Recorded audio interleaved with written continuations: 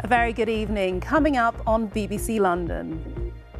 The mother murdered in front of her young daughter at the Notting Hill Carnival.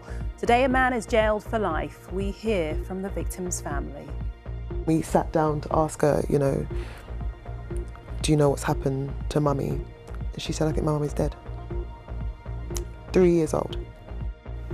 Also on the programme, 2 teenagers arrested after a grim discovery in West London involving kitten remains. Campaigners celebrate after winning a legal challenge over the use of a South London park for festivals. And well, this boggled my mind. It's a meteorite that is 4.6 billion years old. Out of this world, the immersive exhibition where visitors can touch rocks from space.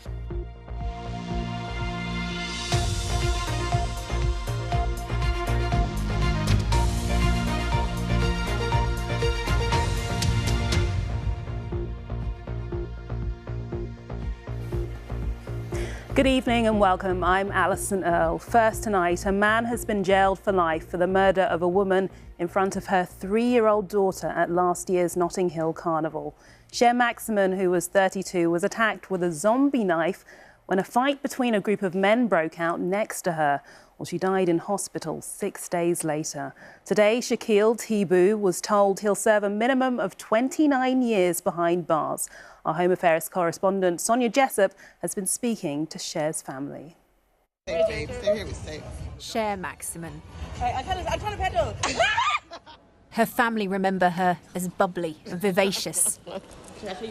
Her smile went from ear to ear. Was you sweating? Were you sweating? Yeah, you see me. Trying to learn the steps.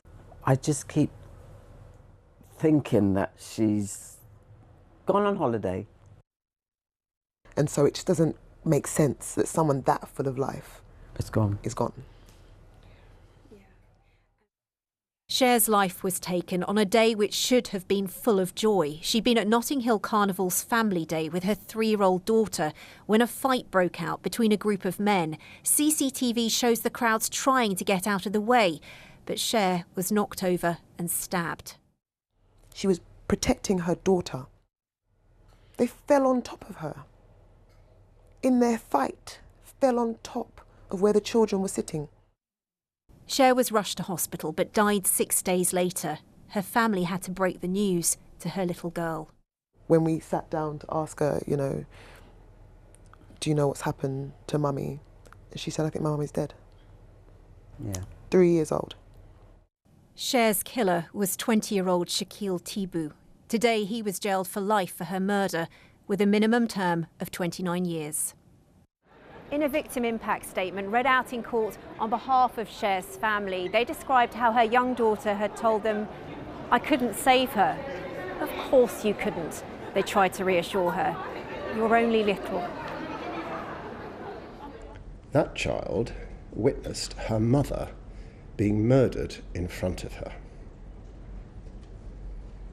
It is not possible to overstate the impact of Cher Maximin's brutal and shocking murder on those many people who knew and loved her.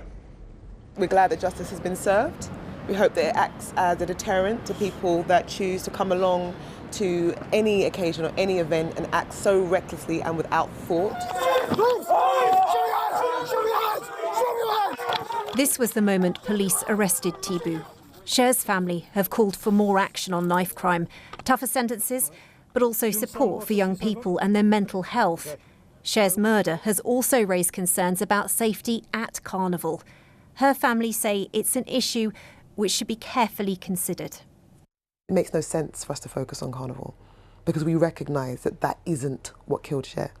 But it's deserving of a conversation. Absolutely. To really look at how do we safeguard those that come here just to have a good time. Their focus now is on keeping Cher's memory alive. This is Cher Bear, because I used to call her Cher Bear. And this is just made up of all of her clothes. And telling her little girl every day about how wonderful her mum was. That's the only comfort I've got. I've got her daughter. to look after. And yeah, I'll look after her to my last breath. And our thoughts are with Cher's family and friends. And Sonia joins me now. And Sonia, just what else did the judge say at sentencing? Well, Judge Philip Katz, KC, said that it was a dreadful irony that Cher herself had raised concerns about safety at Carnival that day with police officers. He says as the atmosphere changed, and he referred to footage that was shown in court that he said had shown that police were completely outnumbered. Now, there have been concerns raised by senior police officers following Carnival last year. Assistant Commissioner Matt Twist said that the biggest risk was a mass casualty event, referring to the huge crowds, the number of people on the streets. Now, there is a review being carried out into safety at Carnival. It's not quite clear when the findings of that will be made public. We have asked the organisers of Carnival to comment today. Kensington and Chelsea Council have said that there is no place for violence on our streets, and they say Carnival is a global celebration of Caribbean culture enjoyed peacefully and safely by so many. As we heard there, Cher's family was saying, well, does cancelling Carnival prevent knife crime? Well, clearly no. What they're saying is there needs to be a considered, a sensitive conversation about how everyone can stay safe. Our Home Affairs correspondent, Sonia Jessup. Sonia, thank you. Now, for many of us, summer means music festivals, and Brockwell Park in South London has hosted its fair share of big ones, including Mighty Hoopla. But this season, organisers face a serious challenge. A local campaign group has won a High Court battle against Lambeth Council, arguing the scale of these events goes beyond what's allowed for a public park. Frankie McCamley has the story. Hundreds of hours of work, all now worth it for Rebecca and her supporters, who brought legal action against Lambeth Council over the use of parts of Brockwell Park for music festivals. Well, we're feeling elated. It's been a long time coming, but we're regrettable that we had to take Lambeth Council Court. This wasn't what we wanted to do, but we felt that they were not engaging with us. When we went to the community meetings, they weren't listening. It's not just me, it is a lot of local residents. There's thousands of us that are going to be really delighted with this outcome. Attracting hundreds of thousands of people, Brockwell Live hosts events including Mighty Hoopla and Wide Awake Festival, but locals say they were leaving irreversible damage to the park. What would you say to people who say, well, actually, these events, they bring in a lot of money, they bring in a lot of creativity to Lambeth, and they do good for the area? We want community-based events on the park, but these are global events. People fly from all over the world to come to these events, and the only people who are really benefiting are the promoters, because the park aren't, and certainly not the local community. Well, the whole argument in court today was whether the council needed planning permission to allow the events to take place. Lambeth Council said they didn't because they were less than 28 days, but the community group said they did because they were longer than that when you included the installation and the de-rigging of the festivals. Now, the judge today sided with the community group, saying in fact the events had taken 37 days, and he went on to say that Lambeth Council had acted irrationally and unlawfully, allowing these events to take place. We've approached both Lambeth Council and Summer Events Limited for comment, but with the controversial infrastructure already being put in place and tickets already sold for Brockwell Live due to kick off next Friday, what happens next is still unclear. Frankie McCamley, BBC London. Lots more to come, including, can they finally win their first major trophy tomorrow? We talk with excited Crystal Palace fans. And Out of This World, the immersive exhibition where visitors can see and touch rocks from space.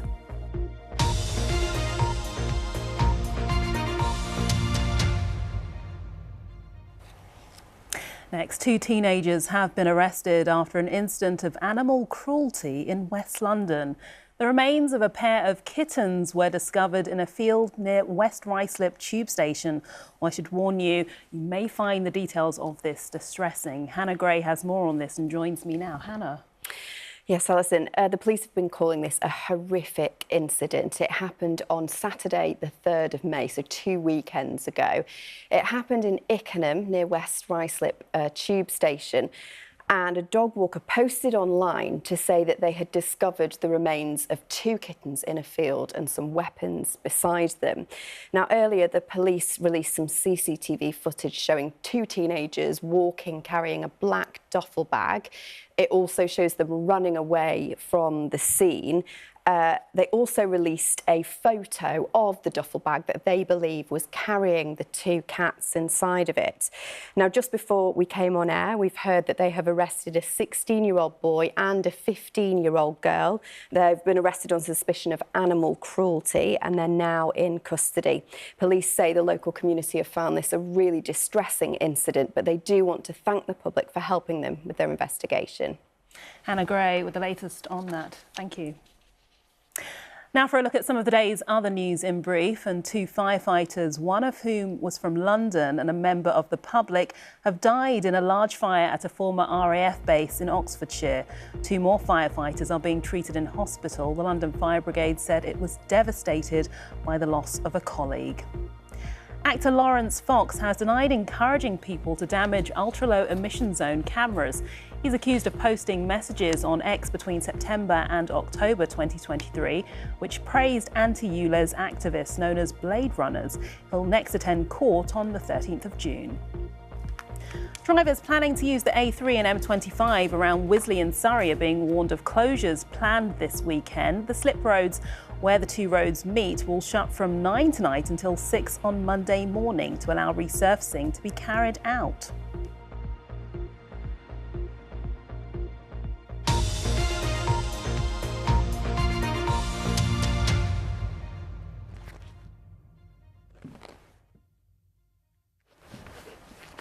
Football now, and it's a big fortnight for London's teams tomorrow. Crystal Palace are looking to win their first major trophy when they take on Manchester City in the Men's FA Cup final. The day after, Chelsea will face Manchester United in the Women's FA Cup final. Wednesday, we'll see Tottenham play Manchester United in the Europa League final. A week tomorrow is the Women's Champions League final, with Arsenal taking on Barcelona. And then Sunday the 25th sees the League One playoff final. Charlton will battle it out with Leyton Orient from a promotion spot to the Championship after their victory last night. Well, as excitement builds for tomorrow's Crystal Palace game, let's join our sports reporter Chris Slegg, who's at a pub in Selhurst. Chris. Yeah, the bunting is up, the balloons are up. We are just a stone's throw from Selhurst Park, and for those without tickets tomorrow, the Clifton Arms is the place to be, and it's going to be a very busy day for landlady Evelina. What are you expecting tomorrow? Oh, it's going to be amazing tomorrow. It's going to be very busy. People are going to come and enjoy us. It's always good atmosphere in here. Everyone are happy with a good energy. It's going to be a good day. It's going to be quite something. We've got superfan and official club DJ Jay Knox. Jay, how are you feeling? Feeling good, man. Feeling excited. It's going to be good. What's your prediction then for a scoreline? I'm not going to give you that, but I tell you what, we're bringing the cup back to South London, innit? It'll be quite something to see. Now, just a warning, in this report coming up, there is some flash photography. Crystal Palace are a club that's had some near misses in the past. Could tomorrow be the day that all changes? Right! Goal! They came close once. Here's Puncheon. That was well collected and brilliantly finished. They came close twice. Ultimately, both times the FA Cup slipped through their grasp. But under this crop of hugely talented players, will it be third time lucky for Crystal Palace? Ismail Assara did pretty well. Eze, brilliant! Chairman Steve Parish, who helped save the club from extinction 15 years ago, certainly hopes so. Does it feel you've got a better chance than you had in 1990 or in 2016 to actually bring a trophy home to the club for the first time? I've been thinking about that, but it's hard to say, isn't it? Because we came so close on both occasions. Maybe we've got, if we're in that position again, we've just got that little bit more experience, that little bit more belief. It could be a first ever season of European football for Crystal Palace. What would that mean to the club? be incredible for the fans. I think every fan wants to have those away days, you know, into far-flung places that they've never been, kind of a purpose to go somewhere different, to see a different culture. Austrian manager Oliver Glasner kicks every ball. If he guides Palace to their first trophy, he'll forever be lauded in South London. We are playing in the biggest stadium in England, in front of 90,000. There will be, I don't know, about 40,000 Crystal Palace fans. So when we play at home, we have maybe 22,000, 23,000. Everybody, you know, wants to play a final at Wembley. Eagles was the cry at nearby Quest Primary, where today was dedicated to Crystal Palace. Honestly, the atmosphere is fantastic. The kids are having a great time. I think the staff are having a brilliant time as well, gearing ourselves up ready for tomorrow. It's brilliant. It's like a brilliant achievement for Palace. I mean, we have been in a few before, but hopefully this is the one. I can feel it. I'm really excited. I just really hope Crystal Palace can beat Man City. They're our team, aren't they? They're our, you know, they're pride of South London. They're everything. Best thing ever. I've been supporting them since I was 9, and I'm now 68, so it's a dream coming true, hopefully. On the eve of captaining his team at Wembley, defender Mark Gay as chilled as ever. Mark, by their own very high standards, Manchester City have slipped off a bit this season. Is this the best possible time you could ask to meet them in a cup final? Have they slipped off? They're in another final, so I don't know. We all know how good Man City are and their quality. But, you know, like the manager said, we're all focused on ourselves, focused on doing the best we can for the fans and, you know, trying to make history. Do you feel the support that's coming to you from everyone in this area, this part of South London? Yeah, to be honest, I think, you know, I feel a lot of support from football generally. You know, I think everybody roots a little bit for the underdog, don't they, in these competitions. The FA Cup's got an unbelievable history of that. It's wonderful, and hopefully it shines a bit more of a spotlight on the FA Cup. It's something a little bit different, and we can see a fantastic game. Win tomorrow, and the Eagles will be soaring higher than ever.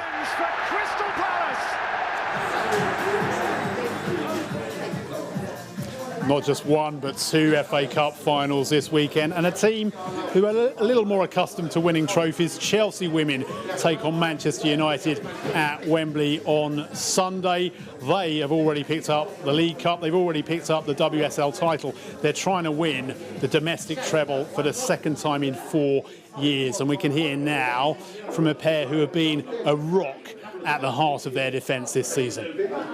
Millie Bright, Chelsea captain, defender. My name is Natalie Björn. I play for Chelsea and I'm a defender. It's Chelsea. Yeah, I'm just as excited as I was in all the previous finals with Chelsea. I think it's a special occasion, a special day, but most importantly, a chance to lift another trophy in front of all the amazing fans at one of the best stadiums in England. But yeah, leading the girls out, of course, it's an extra special moment, but I think with me, with or without the armband, I'm the same player in person, and you know, I've always, you know, had a lot of pride in making sure that it never changes who I am. But of course, it's a really special moment, and yeah, I'll be really proud to take the girls out. I feel very excited, happy that we came this far, and it's going to be really, really interesting and amazing to play at Wembley. I've never done that before. But I've heard that this final is the final that you want to play, that it's an amazing atmosphere and it's an amazing stadium. All the girls in the team speak so highly of this tournament, so I really feel like I'm really, really looking forward to see what they've been speaking about. League Cup winners 2025. It's Chelsea, champions of England. Any player would bite your hand off at winning 1 trophy, let alone 3. So you know, if we go on to win the treble, which is the aim, no one's shying away from that. It's an incredibly successful season. Chelsea is known for winning trophies, and that's one of the reasons why I joined Chelsea. And to be able to help the team and be a part of this amazing group and play this final at Wembley is something that I really, really looking forward to, and that's one of the reasons why I joined in the first place. Good luck to Chelsea. Women's FA Cup final live on BBC One on Sunday. Kick-off 1:15. Now, got to be a bit quiet about this in these parts of South London, but last night Charlton won their semi-final second leg in the League One playoffs. They beat Wycombe 1-0, Matty Godden with his 22nd goal of the season, and that means a London derby in the League One playoff final at Wembley a week on Sunday. Charlton trying to get back to the Championship, 5 years since they were relegated. For Leyton Orient, they haven't played at that level for 43 years. So what an occasion that is going to be. And we could also see AFC Wimbledon get through to the League Two playoff final. Good luck to them in the second leg of their semi-final against Notts County tomorrow. We have got quite a week and a half of football coming up here in the capital, and down here at the Clifton Arms tomorrow and right across these parts of South London. They are hoping come tomorrow night they are going to be feeling glad all over. Thanks, Chris. Lots to be excited about. And a reminder, you can follow all the match action on BBC Radio London and also online through the BBC Sport website. Next, it's where men often go for a fresh haircut and also to hang out. Barbers are well known for being good talkers and listeners. Well, a scheme in Westminster is tapping into that. It provides mental health training to help barbershops become spaces where men open up. I'll let Adam, who's part of it, explain. I'm Adam Highland and I'm the owner of Rice's Barbers. And we're here today to talk about Trim Talk. People come here, spend a certain amount of time. They usually chat by default. So maybe it's like a more constructive and a formulated method. You can blend it in here. No lines anywhere, just natural blending. You have like underlying issues that you want to talk about, but you don't have the time or means. So it makes absolute sense. Like it's such a great initiative. It really makes you feel that the barber's role is always changing and adapting with society. And it's great to know that the conversation around mental health is being highlighted within barbershops, because for a long time people know the relationship women have with their hairdressers and men have this same relationship with their barbers. It's like a fade, but only just close, like very, very short fade. So we launched the scheme Trim Talk last year in 2024 as part of our initiative to ensure that mental health was getting a real focus in this area. We have an 18-year life gap expectancy with this area and the richest in the borough. And we know that suicide is the biggest killer of men under 50. So we thought it was really important to provide a safe space for people to speak about the issues they're facing within the community, somewhere where they feel safe and feel comfortable. It made me feel that we're doing more than just cutting hair. You know, we're not just making people look confident, they need to feel confident.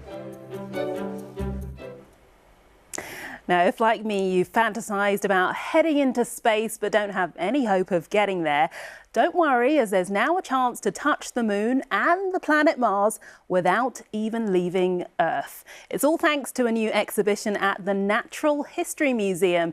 It's first dedicated to the solar system. Well, Wendy Hurrell has been for a look. With its new exhibition, the Natural History Museum has left the planet it has documented for 144 years and gone into space for the first time. So we are famous for talking about life on Earth, but actually a lot of our research is involved in space exploration, and we're increasingly finding out from missions that we're involved with and missions that other scientists are doing that actually the right conditions for life could well exist elsewhere in our solar system and even out of our solar system, wider in the galaxies. If we can understand maybe how common life is in space, or indeed how not common it is, then that really puts into perspective our place and our beautiful home planet and why it's so critical that we protect it. Some of the first to see it were playing with the interactive exhibits created by the scientists at the museum. You got to make your own rocket and you got to see if that worked. You could find life on other planets. And there was this game that I liked where you could make your own mystery planet. So overall the exhibition has just been really good. There are a lot of exhibits that cater to your touch and your smell and everything, so it's very all-inclusive, so that's been quite nice so far. I've enjoyed it. We're invited to touch some of the museum's collection. This is a slice of a meteorite that fell to the Earth. And when you start thinking about space and the vastness of it, it gets somewhat mind-boggling. Well, this boggled my mind. It's a meteorite that is 4.6 billion years old, older than the Earth. Elsewhere, machines and technology at the cutting edge of space exploration, more than enough to attract these geology students. We'd heard about a few of the missions in our lectures and things, but it's really interesting because they had all the samples out, you got to touch them and see what it's like to actually launch a space mission. It's called Space. Could there be life beyond Earth? Guaranteed to make you ponder. Wendy Hurrell, BBC London. Time for a look at the weather now. Here's Sarah Keith-Lucas, and it's been a lovely week, hasn't it? It has, hasn't it? The sun came out again today, didn't it? After a bit of a cooler, cloudier day that many of us saw yesterday. So yes, back to situation normal really for this week. We had lots of sun, lots of blue sky. This was the picture in Redhill a little bit earlier on, and there's more of the same as we move through the weekend. Yes, lots of blue sky, some sunshine. There will be areas of cloud at times, but the next couple of days will tend to brighten up gradually, and no sign of any significant rainfall. Many of us actually will be hoping for a bit of that for our gardens. Some late sunshine today, and then the cloud will be rolling its way in from the northeast gradually. So if you wake up Saturday to a little bit of a grey start to the day, fairly chilly first thing as well, with temperatures around about 8 to 10 degrees. Things will tend to brighten up, so it'll feel quite fresh first thing under that low cloud. But quite quickly, once the sun's up, it'll melt the cloud away. So looking dry and bright, just parts of East London, Essex, for instance, keeping a little bit more cloud for longest. But lots of sunshine, lots of strong sunshine, in fact, this time of year. High levels of UV. Temperatures up to around about 20 or 21 degrees. It should be a really fine afternoon and evening if you are heading to Wembley to see the FA Cup final. So temperatures there around 20, possibly 21 Celsius, light winds around 2. Now, as we head through into the early hours of Sunday morning, again, a bit like Saturday morning, there'll be more cloud first thing coming in from the northeast, and actually quite a chilly start. So temperatures first thing Sunday only around about 6 or 7 degrees. Then that cloud melts away again. So Sunday really a repeat performance of Saturday. It's looking dry, lots of sunshine into the afternoon, but again, just parts of East London out towards Essex keeping a little bit more cloud, but further inland 20, 21 degrees once again, so it'll feel pretty pleasant, I think. Then as we head through into next week, high pressure still not far away, but a bit more of a chance of catching a few showers, especially later in the week. Alison. Thanks, Sarah. Time for a reminder of our main headlines. And 2 firefighters and a member of the public have died in a fire at a former RAF base in Oxfordshire. 2 more firefighters sustained serious injuries.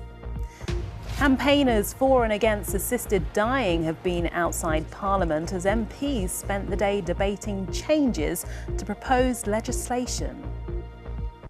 The singer Chris Brown has been remanded in custody after appearing in court charged with an alleged assault in a London nightclub. The man who murdered a mother in front of her young daughter at the Notting Hill Carnival last year has been sentenced to a minimum of 29 years in prison. And campaigners are celebrating after winning a legal challenge over the use of South London's Brockwell Park for festivals.